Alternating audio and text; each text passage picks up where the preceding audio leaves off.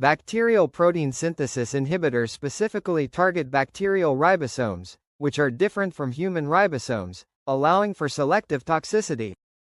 Key classes of bacterial protein synthesis inhibitors include aminoglycosides. Mechanism of action: aminoglycosides, such as gentamicin, tobramycin, and amikacin, bind to the 30S subunit of the bacterial ribosome, causing misreading of mRNA.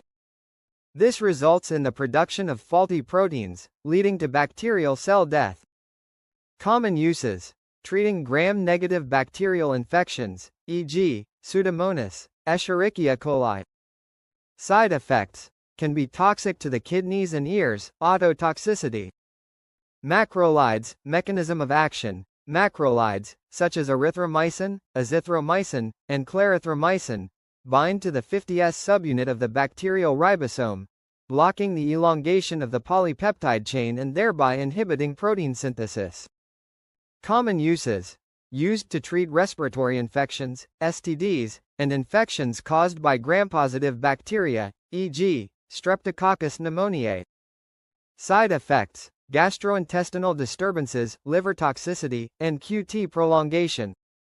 Tetracyclines. Mechanism of action: tetracyclines, such as doxycycline and minocycline, bind to the 30S subunit of the bacterial ribosome, preventing the attachment of aminoacyl tRNA to the ribosome, thereby inhibiting protein elongation. Common uses: treating acne, respiratory infections, Rocky Mountain spotted fever, and Lyme disease. Side effects: photosensitivity, gastrointestinal upset, and potential staining of developing teeth in children. Chloramphenicol. Mechanism of action: chloramphenicol binds to the 50S subunit of bacterial ribosomes and prevents the formation of peptide bonds between amino acids, thereby inhibiting protein synthesis.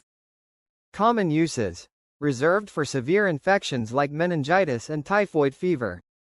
Side effects: bone marrow suppression, gray baby syndrome, in neonates, and gastrointestinal disturbances. Clindamycin. Mechanism of action: clindamycin also binds to the 50S subunit of bacterial ribosomes and inhibits protein synthesis, similar to macrolides. Common uses: anaerobic infections, soft tissue infections, and osteomyelitis. Effects: diarrhea, including Clostridium difficile-associated colitis. 2. Eukaryotic protein synthesis inhibitors. In contrast to bacterial protein synthesis inhibitors, eukaryotic protein synthesis inhibitors target the eukaryotic ribosome, which can be involved in treating cancers or other diseases. Anti-cancer agents, protein synthesis inhibitors. Some anti-cancer drugs also act by inhibiting protein synthesis, affecting the cancer cell's ability to produce proteins essential for growth and proliferation. Ribosomal inhibitors. These include drugs like silvestrol and rocalamide, which inhibit eukaryotic translation initiation. Mechanism of action: they interfere with ribosomal machinery, halting the translation of mRNA into protein and causing apoptosis, cell death, in cancer cells. Common uses: treatment of certain cancers, particularly those resistant to other therapies. Conclusion: chemotherapeutic drugs, including protein synthesis inhibitors, play a crucial role in modern medicine by targeting specific cellular processes, such as protein synthesis, to treat infections, cancer, and other diseases. Protein synthesis inhibitors can be divided into two main categories: those used to treat bacterial infections and those used in anti-cancer therapy.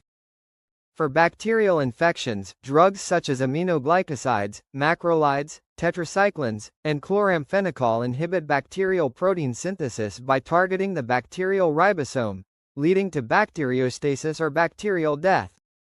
In anti-cancer therapies, certain agents that target the eukaryotic ribosome can selectively inhibit the protein synthesis of rapidly dividing cancer cells, offering a therapeutic benefit.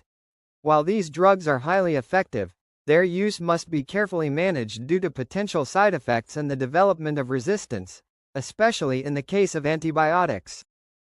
Thanks for watching.